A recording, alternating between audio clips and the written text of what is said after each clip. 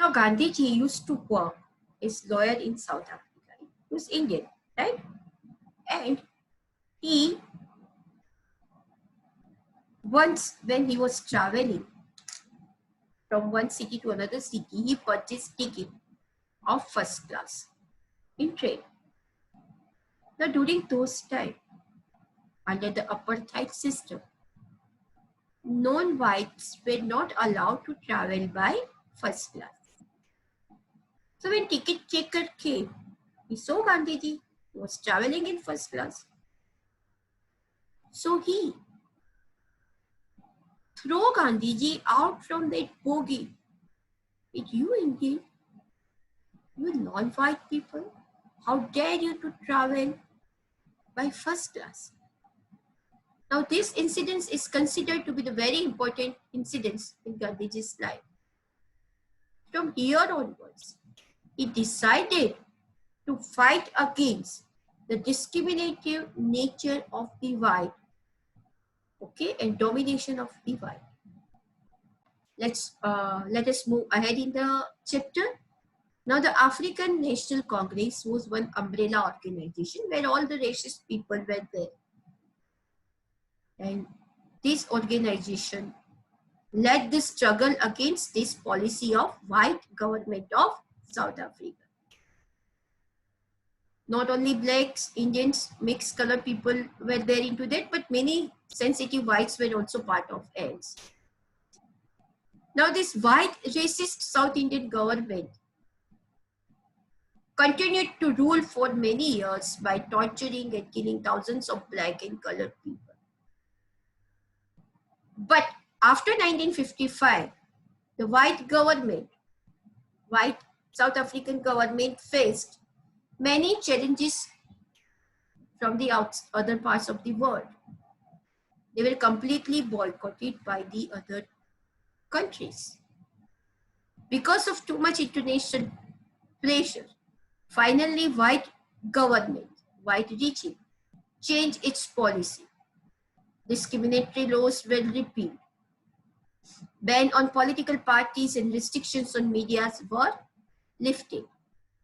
On the midnight of 26 January 1994, the new South African Republic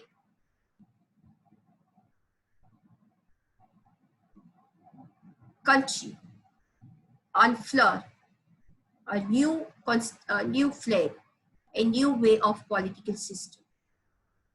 The apartheid government of South Africa came to end, and a newly multiracial government formed.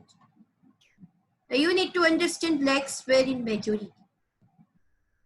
Now there was no apartheid. There were chances the black might react violently against white. But black leaders appealed the fellow blacks to forgive the whites for the atrocity which committed by them. Both blacks and whites sat together and they decided to build up a new South African constitution, New South Africa, based on equality of all races, men and female, on basis of democratic values, social justice, and human rights.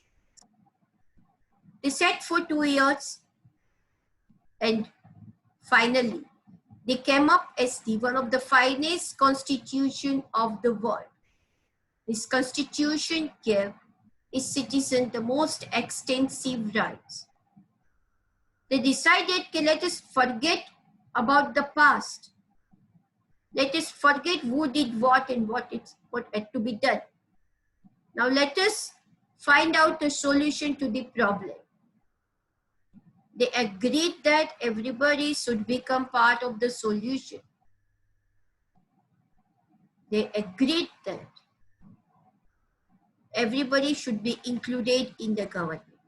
Thus, the South African Constitution now inspires Democrats all over the world.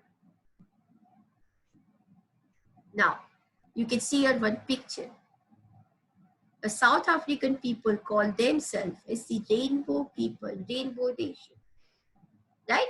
What is there in rainbow? What do you find in rainbow? different colors.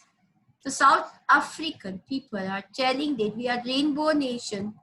That means that we in our country, we do have different of races. And that's how we are making our own country. You can see here a picture of a rainbow nation. I hope it is clear up till now. You have to write 3 questions. Now please pay attention here in your notebook. Question number 1. What do you understand by apartheid system, or what was apartheid system of the South Africa? Question number 2.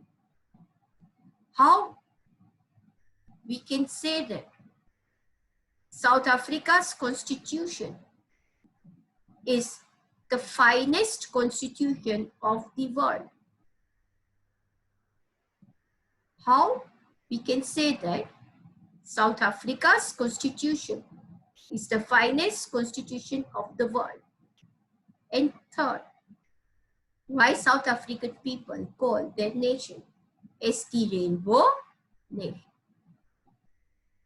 Tomorrow onwards, we will learn more about that. Till then, read till this part. So read this part and we will move ahead. Why do we need constitution? About Indian constitution in coming days.